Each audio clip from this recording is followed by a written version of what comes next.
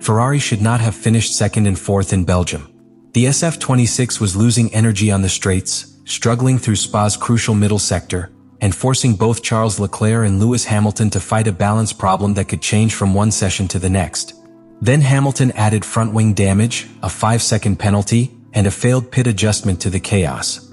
Yet Leclerc still reached the podium, and Hamilton recovered to fourth. That result was not just damage limitation. It was proof that Ferrari's drivers extracted far more than the car was comfortably giving them, and the hidden reason they managed it could change how the team approaches the rest of the season. Subscribe to the channel. Friday made Ferrari look stronger than it really was.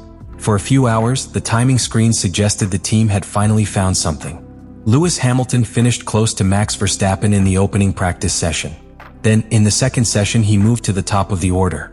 Charles Leclerc also showed enough speed to make Ferrari appear dangerous. The message looked simple. Ferrari had arrived. But inside both cars, the reality was far more complicated. Hamilton felt the first warning on the long straights.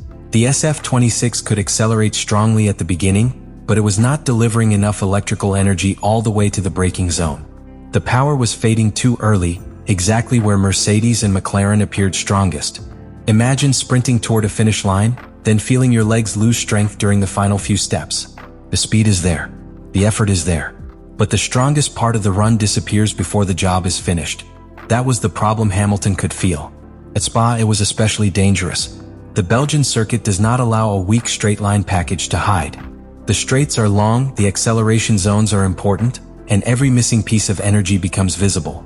A driver can exit a corner cleanly, press the accelerator at the right moment, and still watch the car ahead begin to pull away. That hurts an attack.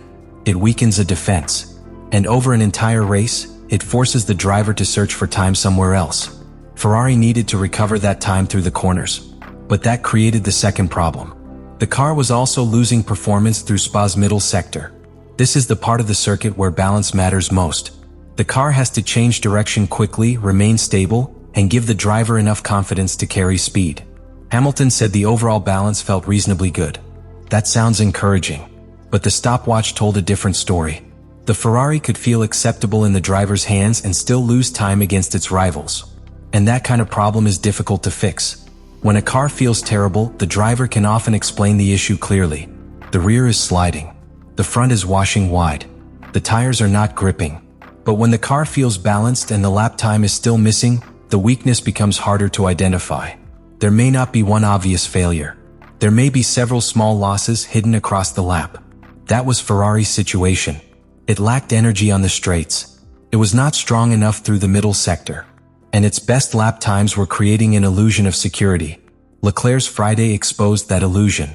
He had been near the front during the opening session. Then he dropped to 11th in the second. That sudden change mattered. It showed that Ferrari's performance was not stable. The SF26 appeared to operate inside a narrow window. When the tires, setup, and track conditions aligned, the car could look genuinely competitive. When one detail moved in the wrong direction, the pace could disappear. Think of trying to balance on a narrow beam. When everything is centered, the position feels controlled. One small movement changes everything. That was the danger both Ferrari drivers were managing. Hamilton's fastest practice time created excitement. Leclerc's drop created doubt. And both signals were true at the same time. Ferrari had speed, but it did not have control. That distinction would define the entire weekend. A fast car can produce one impressive lap. A controlled car can repeat that performance as the track changes, the tires age, and the pressure rises. Ferrari had not yet proved it could do that. Hamilton and Leclerc were not simply searching for more pace. They were searching for a compromise that would not punish them somewhere else. More cornering grip could create more resistance on the straights. More straight-line speed could make the car less stable through the middle sector.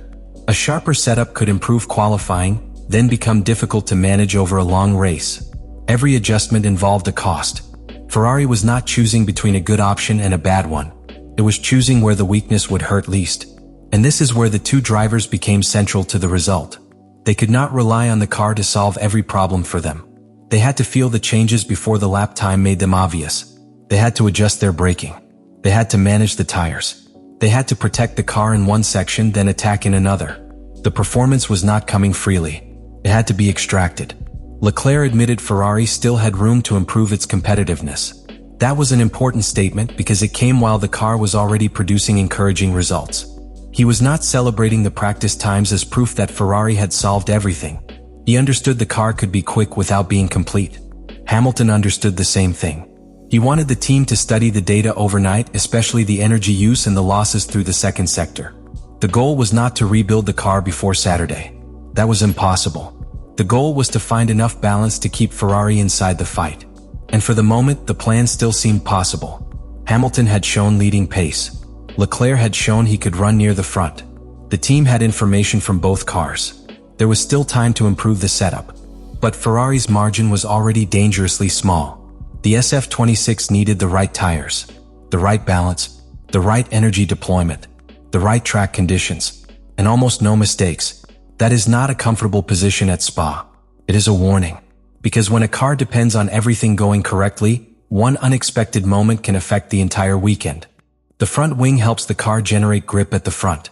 It guides the airflow and helps the tires respond when the driver turns the steering wheel. Once the wing was damaged, Hamilton could still steer. But the car was no longer following the intended line with the same precision. He would turn the wheel. The Ferrari would resist. The front would slide outward. Hamilton then had to reduce speed to prevent the car running wide. That created another problem. A slower corner produces a slower exit. A slower exit means the car begins the following straight at a disadvantage. And Ferrari already lacked enough energy at the end of those straights. The problems were now connecting. The damaged wing hurt Hamilton before the straight. The weak energy delivery hurt him during the straight. Then the middle sector weakness made it harder to regain the time. The SF26 had gone from difficult to compromised.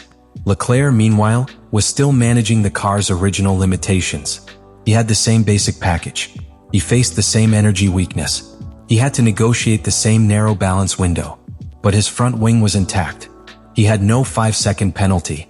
He could focus on extracting performance from the car instead of trying to survive damage. That distinction began to separate the two Ferraris. Leclerc could build his race. Hamilton had to rescue his. And Ferrari still believed that rescue was possible. The team could not remove the penalty. It could not erase the contact.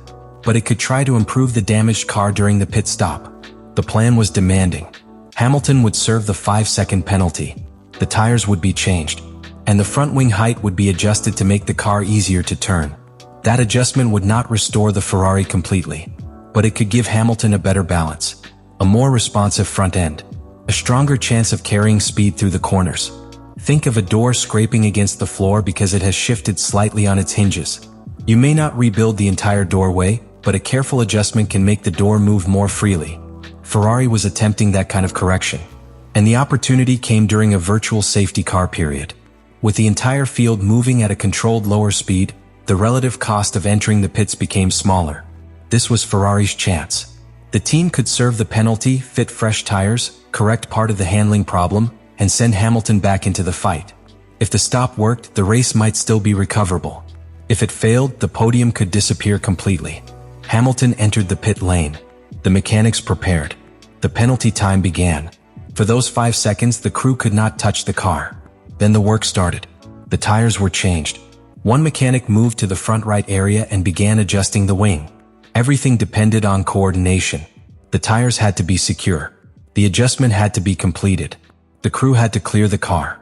Only then could Hamilton leave. But in a moment that would define Ferrari's entire afternoon, the release light turned green before the mechanic had finished. Hamilton accelerated. The mechanic was still in front of the car.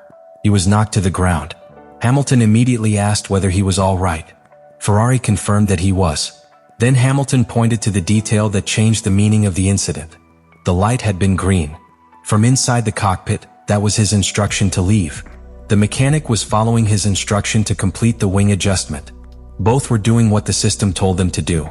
Yet the system had placed them on a collision course. And the sporting consequence was just as damaging. The adjustment was never completed. Hamilton left the pit box with fresh tires and the penalty served, but the front of the car still lacked the response he needed. Ferrari had entered the stop trying to solve the problem.